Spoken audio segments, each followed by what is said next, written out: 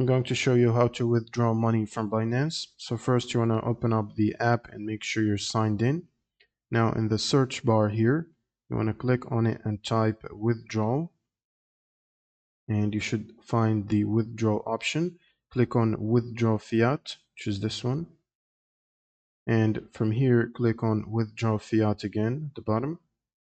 And this should allow you to withdraw any fiat funds that you might have on your account to your bank by a bank transfer SWIFT, which takes about up to 5 days to transfer the money, and it also costs $25 fee. So you can select the bank and click on continue, and then it will ask you to enter your full name and address and bank account number and the SWIFT code and continue.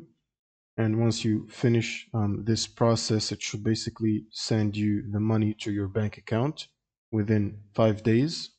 And this is the first method using the bank withdrawal for the fiat option. The second way is crypto withdrawal. And to do that, you want to go back to the main page of Binance. And then you want to click on the assets button on the bottom right, which is this one. And then you want to select the crypto that you want to withdraw. So for example, USDT. And then you want to click on transfer.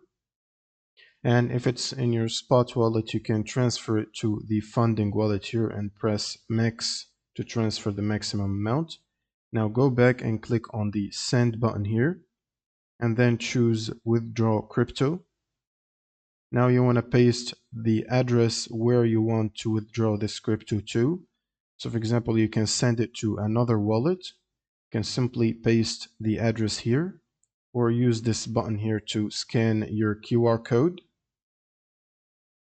And sometimes it will select the network automatically. Otherwise, you want to manually select it based on the receiving address. So you can choose whether it's the BNB Smart Chain or Tron or whatever network you're trying to use.